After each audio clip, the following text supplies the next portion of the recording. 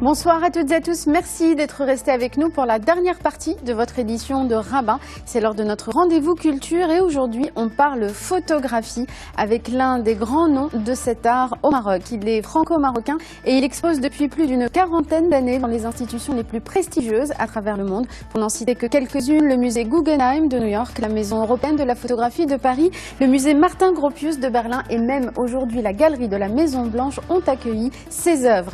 Sa signature, c'est le noir et blanc qui lui permet un jeu fascinant avec la lumière. Toumhami Nadr, puisque c'est de lui qu'il s'agit, nous fait le grand honneur d'être avec nous ce soir pour nous parler de sa passion et de ses thèmes de prédilection. Monsieur Nadr, merci beaucoup d'être avec nous et d'avoir accepté notre invitation. C'est moi qui vous remercie de m'avoir invité. Alors, Monsieur Nadr, je le disais dans l'introduction, votre technique, votre signature, c'est le noir et blanc et pourtant vous récusez le terme de technique, vous refusez de vous définir comme un photographe. Alors, la première question qu'on a envie de vous poser, c'est pourquoi vous ne vous définissez pas comme photographe et comment vous qualifiez votre art?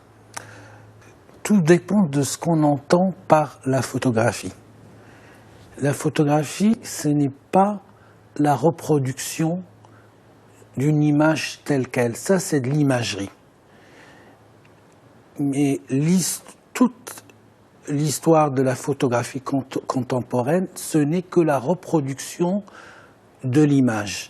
Alors que la photographie, c'est aller au-delà de l'autre, au-delà du sujet. Moi... C'est ce que vous voulez dire, c'est que la photographie, dans son sens classique, est entendue comme une représentation d'un sujet ou d'un objet, et vous, vous la voyez plutôt comme une création? Oui, moi, c'est vraiment aller au-delà de... ne pas se contenter de reproduire le sujet tel quel, et en donner de soi-même. Pour moi, ma photographie, ce n'est pas prendre une photo, c'est redonner ce qu'on m'a donné. Et pourquoi le noir et blanc? Pourquoi le choix de ce noir et blanc qui est votre marque de fabrique? Le noir et blanc, tout d'abord, en photographie, il n'y a pas de couleur.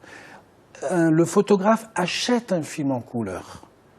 La couleur, pour moi, le peintre fait de la couleur parce qu'il y a un geste personnel. Mais on ne peut pas dire, par exemple, si vous prenez un chef gastronome, ce chef va sur le marché, achète ses propres légumes, fait sa propre cuisine. Et on ne peut pas dire d'un cuisinier qui se contente de réchauffer un surgelé, on ne peut pas dire que c'est un cuisinier.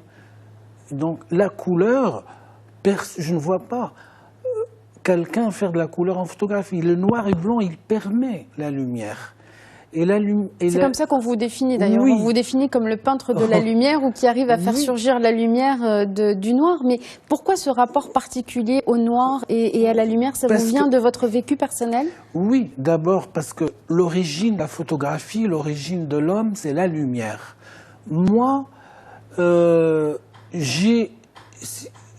j'ai grandi dans la Médina. Quand j'étais gosse, de Casablanca, c'est là où vous êtes né. Quand j'étais gosse, on n'avait pas d'électricité. Ma mère tissait des tapis et j'éclairais ses mains avec une bougie.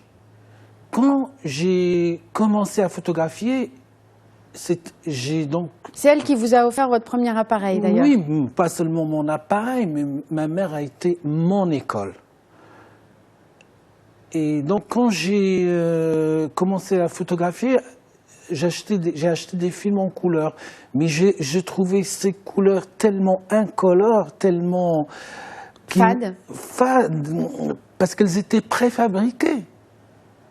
Et je suis retourné à la lumière de mon enfance. Mais cela demandait un immense métier, c'est-à-dire cela me demandait d'apprendre tout un métier, tout un... Et vous avez appris en faisant, parce que vous n'avez jamais eu de formation dans cette discipline? Non, parce que ma démarche ne s'inscrivait pas dans les programmes d'école. Donc j'ai dû apprendre à faire mes tirages, mais en même temps je me suis aperçu que j'appartenais à une culture d'artisans millénaires. Et j'ai compris que je devais faire tout moi-même, parce que ma culture, c'est ça. C'est vraiment... Vous avez créé votre art, finalement? Oui, j'ai créé ma photographie en travaillant énormément, Alors, vous avez énormément travaillé, vous avez eu plusieurs périodes, et puis vous faites partie de ces photographes qui prennent le temps sur les objets qu'ils travaillent. Par exemple, ces 3 ans, je crois que vous avez passé en Asie pour photographier les mains, les dos, les détails de corps. Vous avez ensuite passé également 5 ans sur une exposition sur les exhumés, les morts du Vésuve à Pompéi. C'est important ce temps que vous prenez pour ce travail photographique? Oui, quand on se contente pas d'être un chasseur d'images. Et comme dans mon cas, je travaille par emblème. Et chaque thème prend des années. On peut pas faire les choses à la sauvette. Comme un pickpocket, c'est pas possible si on veut vraiment donner la beauté aux gens. Et ce qui compte, c'est partager la beauté avec les autres. C'est ça qui donne un sens à la vie.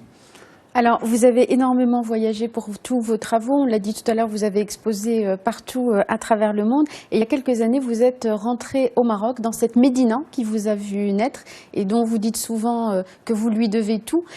Pourquoi avoir choisi ce retour au Maroc dans cette Médina et quel projet y avez-vous apporté ? Après les événements du 11 septembre à New York, pour moi, j'ai senti qu'il fallait que je retourne dans la ruelle qui m'a vu naître.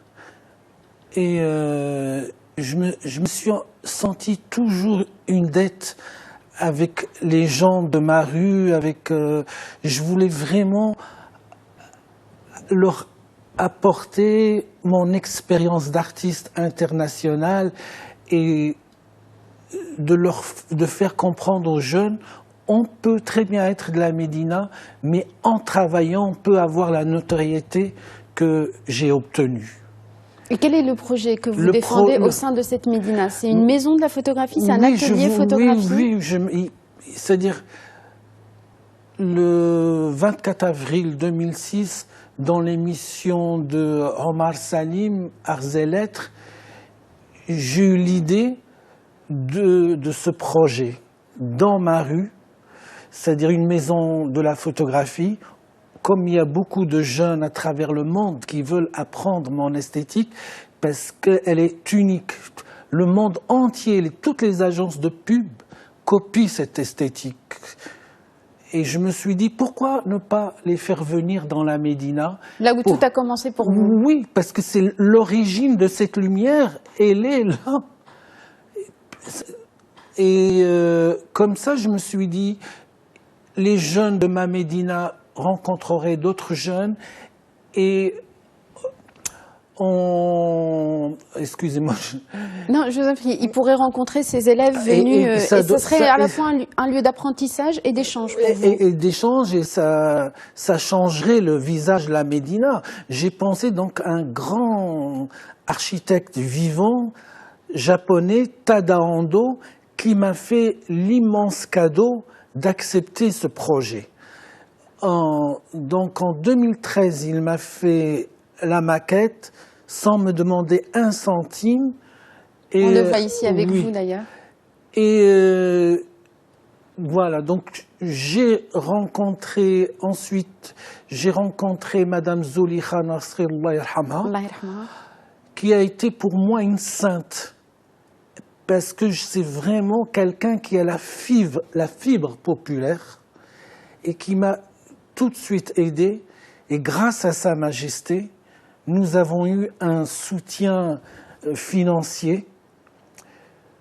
Et vous sentez également l'engouement possible de ces jeunes de cette rue qui vous a vu naître pour votre art, pour votre sensibilité? Oui, ça a été vraiment une belle surprise pour moi parce que j'ai pendant des semaines travaillé avec des jeunes et je me suis retrouvé en eux quand j'ai commencé à photographier et il y avait des jeunes qui ont tout de suite adhéré.